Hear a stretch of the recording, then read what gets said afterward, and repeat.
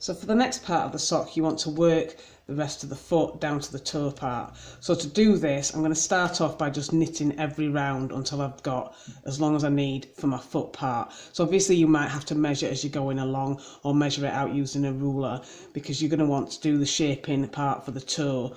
So you don't want to go all the way to the foot and then add the shaping. So this is something that may be a bit trial and error.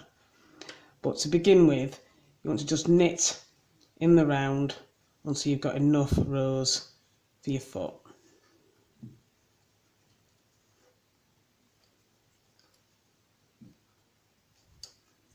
Once you've worked however many rows you need for the main part of your foot, you can start doing the reductions for the toe section. The way I do this is to begin by dividing my stitches by half. So for me that is 2 sets of 20. One section is at the bottom of the sock and the other is at the top. So the centre at the top is easily marked by the fact that this is where you switch to the next needle and begin your round. To find the centre at the bottom, you work halfway along the centre needles, and you can mark this with a stitch marker if it helps.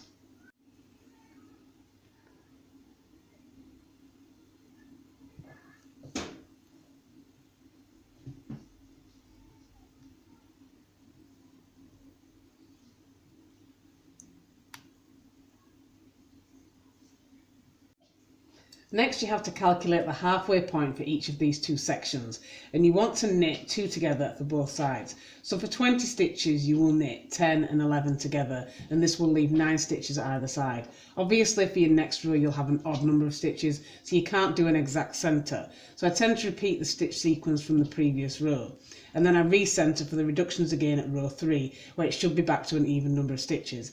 I know this explanation probably sounds really quite complicated, but once you get going, as long as you can divide by 2, you should be able to work it out as you go along. Alternately, you could work it out beforehand and then just work from your notes rather than breaking off every second row to count it out again. So to begin, I'm going to knit the first 9 stitches, and then I'm going to knit stitch 10 and 11 together.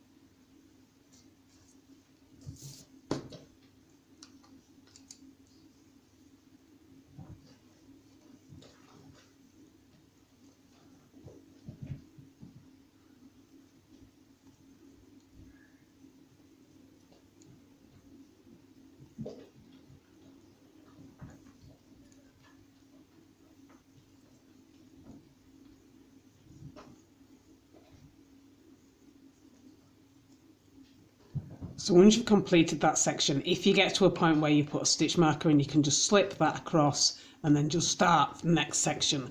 So what you want to do for your next section is do the same thing that you did for the first time, and you want to knit the first 9 stitches.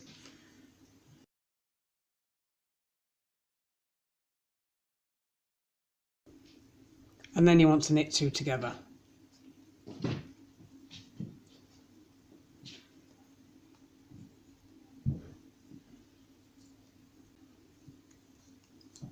And once you've done this, you should have reduced your stitches by 2. And now I'm going to keep doing 2 reductions on each round until my total stitches are halved. So for me that will leave a total of 20 stitches down from the original 40. And once you've reduced your stitches down by half, you can cast off using your preferred method.